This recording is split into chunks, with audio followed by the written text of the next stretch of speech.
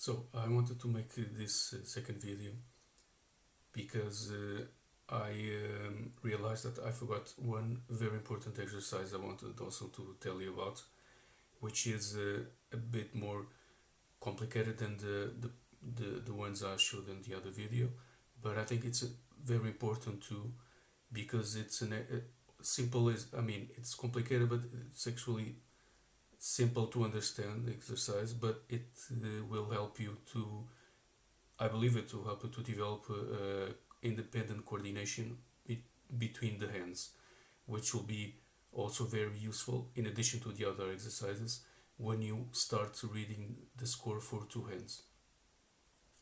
And because of that, I also, and because I didn't actually get to, I think, properly execute the exercise myself, although the goal was not specifically that, but I think I take the opportunity for to do it in the second video. So I'm going to actually perform the exercises. You'll see how simple they are, and the last one will be that exercise which I forgot to tell you about. So we'll start with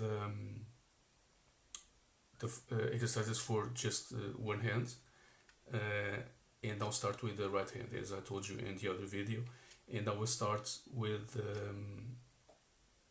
I'll show you how I do it actually, because in the right hand I start and end on the middle C, and on the left hand I start and end on the C one octave lower. This is the middle C, this is the other one. So and I'm not sure if I will cover the camera angle will cover everything, but you get the point. So first exercise, right hand, just two consecutive notes, two consecutive fingers, which will be the first and the second, okay?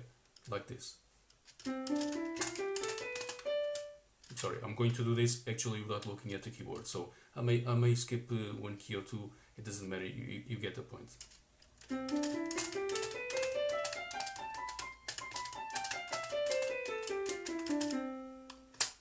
Again, as I told you before, if you get to the point where to do these exercises without looking at the keyboard, then I invite you to try this simple thing. Try to do them while looking at the keyboard, and probably you'll find the same way as I find it now. It's more difficult actually to look at the keyboard. But this is the first exercise. Second, you'll do the same thing for the left hand. Like I told you, it's two consecutive notes, the two first fingers, which are the first and the second finger here, starting on this C here.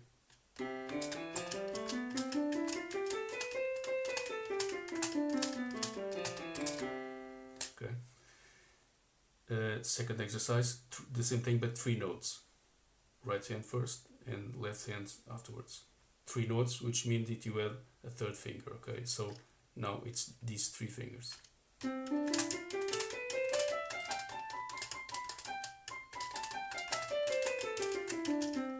Just this.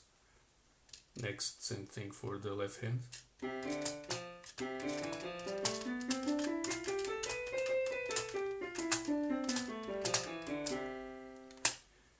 Next exercise, four fingers, one hand and the other hand. Four fingers, now you use these four. Okay. Start in the same key, but use now four fingers, okay? Sorry, four fingers.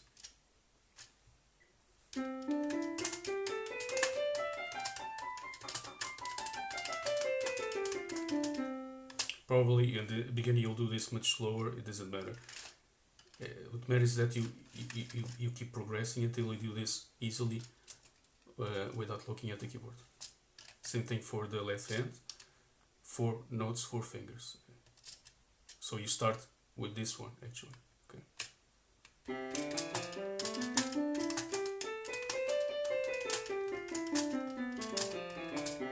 Okay. If you find it easier, you can use the last note kind of to rest a bit, like this.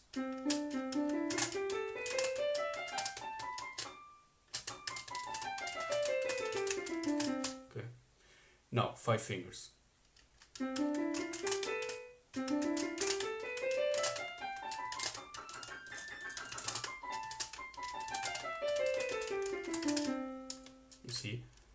start and arrive at the same note. That's how you, with the same note and the same finger, that's how you know that you did everything okay. Unless, of course, but this is very unlikely, you commit a series of mistakes that by chance arrive at the same result, but that's very unlikely to happen. Same thing for the left hand, all the 5 fingers, starting on this C here. Okay.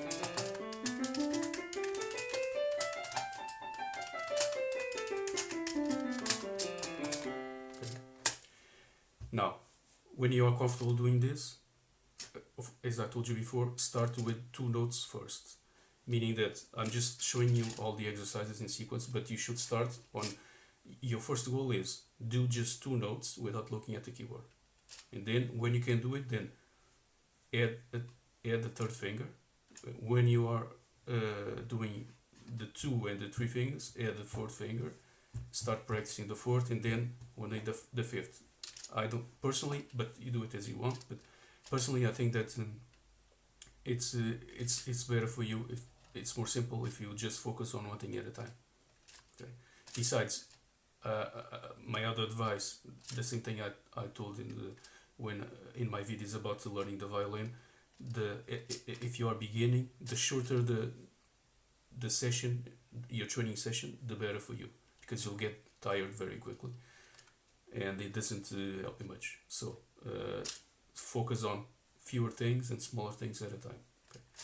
So when you get to the point where you can do with each hand 2 to the 5, 2, 3, 4, and the 5 fingers without looking at the keyboard, you all do.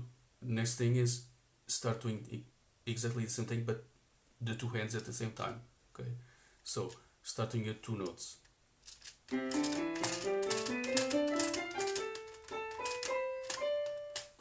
Sorry.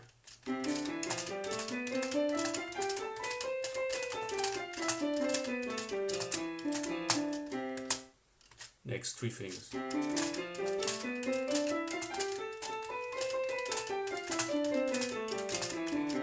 Next 4 fingers. When you are able to do it with 3 fingers, then start trying 4.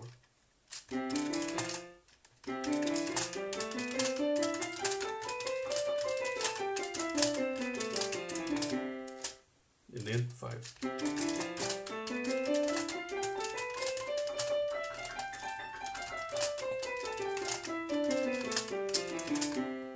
You see, here is very useful to remember what I told you about the same notes, different octaves, because you can see that you are in sync here. Okay,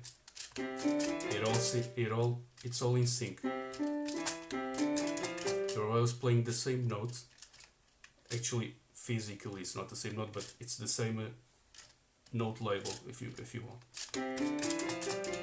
And you see that whether it's here or here, you know that your hands are in sync. And this is the first set of exercises. These are the exercises I told you about. And then, as I told you, for 2 hands, always the same thing. You do 2 fingers, then you do 3.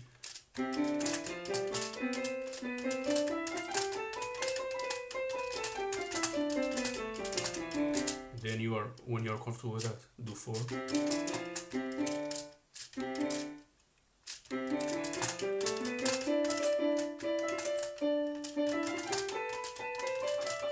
Sorry.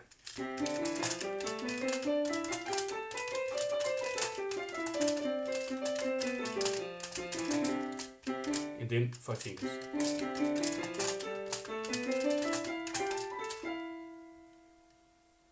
You see, now I understood something sounded off, so I realized that actually I'm not in sync. It should be this. See, that's how you use that trick to see if you are doing the things right without looking at the keyboard. So I'm going to try again.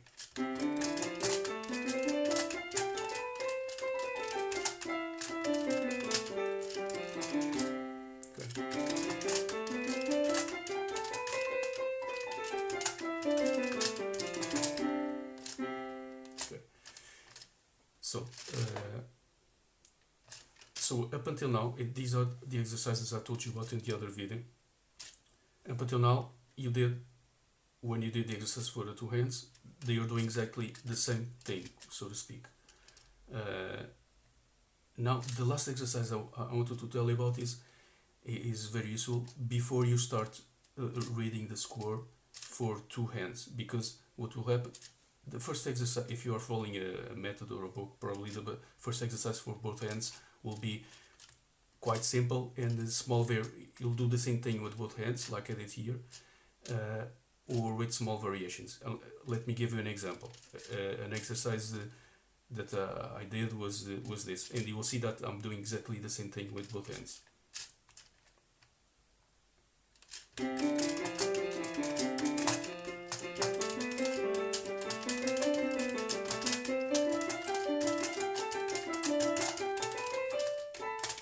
You see, it's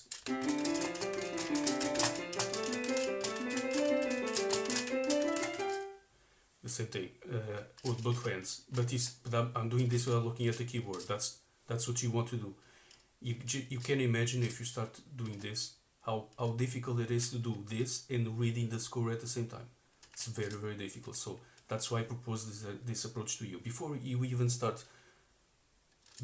know what a musical note is, you just have a keyboard. Just do this before starting to actually study the piano. That's my goal here. So this is an example of a simple exercise for two hands, but things start getting complicated when at some point you do different things with one and the other. To prepare you for that, you can do this exercise I'm going to tell you next. This is a bit more complicated, but it's easy to understand. It's very important that you get proficient in this exercise before doing reading the score and starting to play music for both hands. You will see that this will greatly, if you can do this well without looking at the keyboard, this last exercise, you will spend much less time learning harder stuff. So the exercise is this one. You'll be doing different things with both hands. The goal is precisely to kind of automate that. And if you think about what you are doing, you'll see that we don't do multitasking. Is kind of a myth. We don't do multitasking. You're not doing both hands. You're not thinking about both hands at the same time. If you think about what you are doing, you'll see that you are shifting from one hand to the other. And while you are focusing consciously on one hand, the other is kind of automated.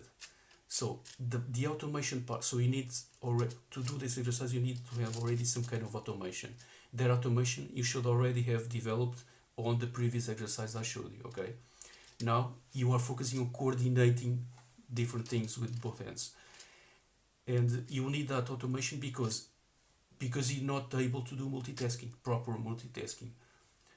That's why it's useful, because if you introspect, you will see that what you're actually doing with this exercise is you are switching focus.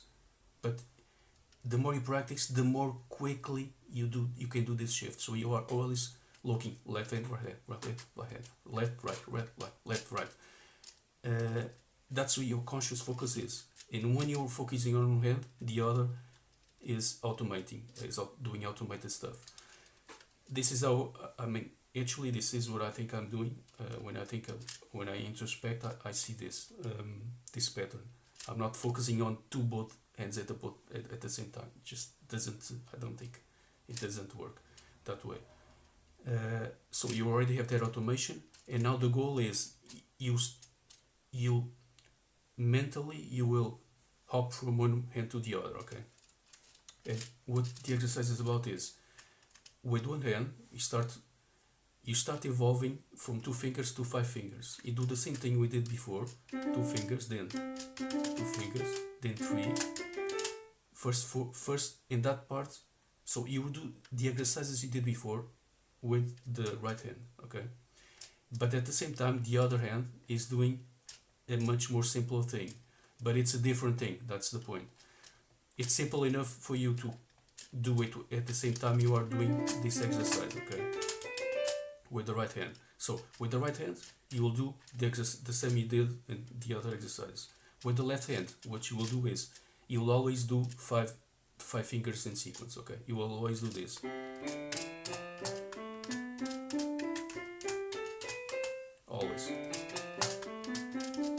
what you are focusing now on the right hand, and then you will do the same for the left hand. So the hand you are focusing on will do the exercise as before. 2, then 3, then 4, then 5. 5 it doesn't matter. 5 we don't want to do 5 because 5 is the same exercise that you did just before, the 5 fingers at the same time for each hand. So you do 2 to 4 fingers on the hand you are focusing on. In the other, we'll always do 5, 5, 5, 5, 5, 5. Okay. So first we do 2, 2, 5, 2, 5, 2, 5. So, but this, because you're doing a different number of fingers, your hands will not be in sync. That's the goal of the exercise. I'm going to show you right hand, 2 fingers. Okay. First exercise, right hand, 2 fingers. Sorry.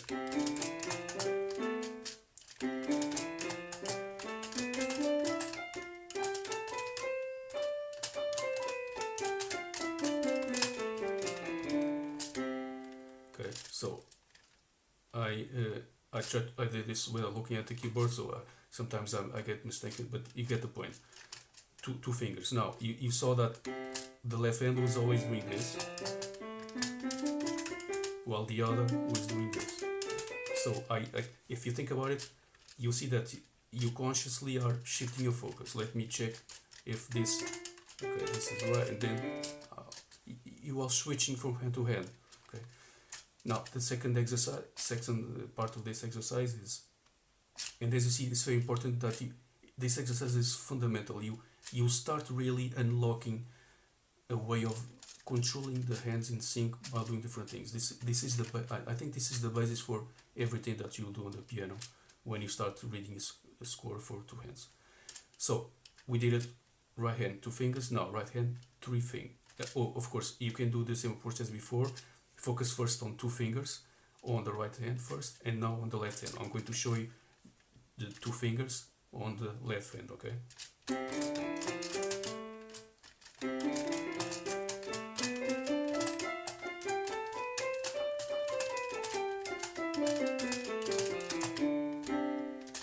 Okay. You saw I can easily see that when I'm already syncing and make up for it, because I see that you are always striking the same notes, okay, although with different fingers. So that's very useful to use that to guide yourself without looking at the keyboard. But I'm doing this a bit quicker, but you will do it much slower in the beginning, but just do it, okay? Try to do it, no matter how slow you do it without looking at the keyboard. So next part, three fingers.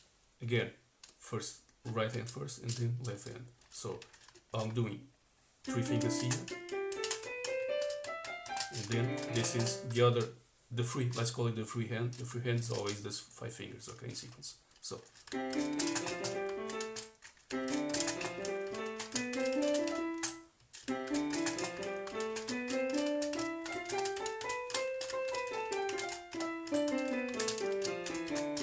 you see. Now the same thing for the left hand, 3 fingers here and 5 here.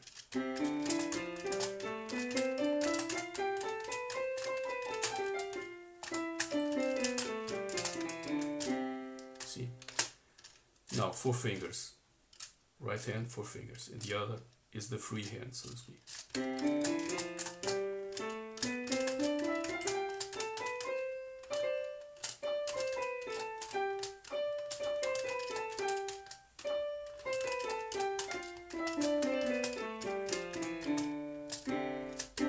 Whatever, you get the point. Now 4 fingers, left hand, and this is the free hand.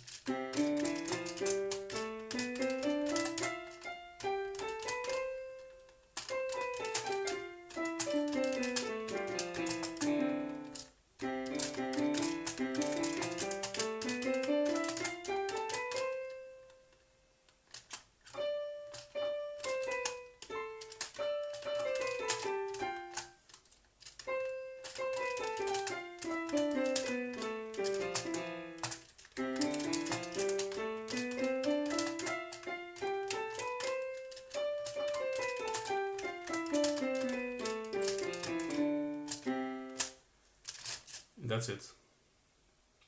if you go to 5 fingers, it's the same exercise you did before. You're doing 5 fingers on both hands. So it doesn't, you don't need to repeat that. So this is the last exercise I wanted to tell you about.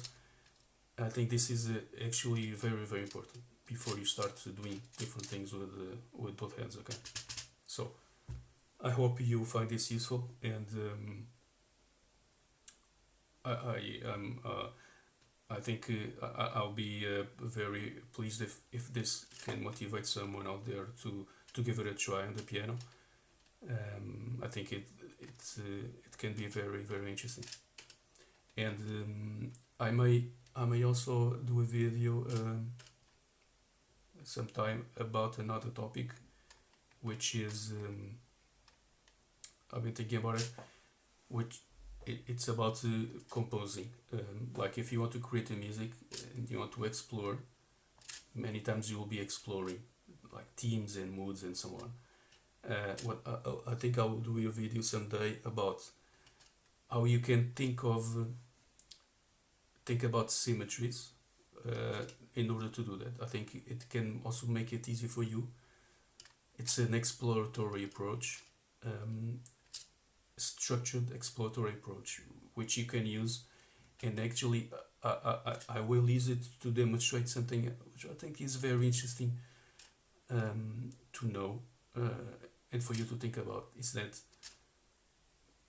creating music, and you can generalize to create pretty much anything else, but if we are talking about music here, creating music is actually so simple, but so simple that you almost cannot miss it unless you want to. What I mean by this is that if you look at the notes and the possibilities of sequence of notes that you can create to make music, okay, the possibilities are so endless, but so endless. It's an infinite range of possibilities. It's almost in this, when you think about it, it's almost impossible for you not to be able to create music. So the question is, how do you approach it? So that video, I think I'll do one of these days, will be to actually demonstrate to you. I'm going to do it, the process I'm following, which is focusing on symmetries as a guide for you to do that exploratory work. And you see that it can be so easy, but so easy, it's almost it's almost ridiculous, because I think it shatters completely our common belief that you kind of have to have some kind of a special ability to create music or to compose music. Really, and you can do it without even knowing anything about music, because it's just exploring, and you know. But I'll leave it for some other time. I cannot do it now. So for now, it's just this. I will try to update the PowerPoint with this last exercise, okay, for coordinating both hands differently, and I hope it is useful for you.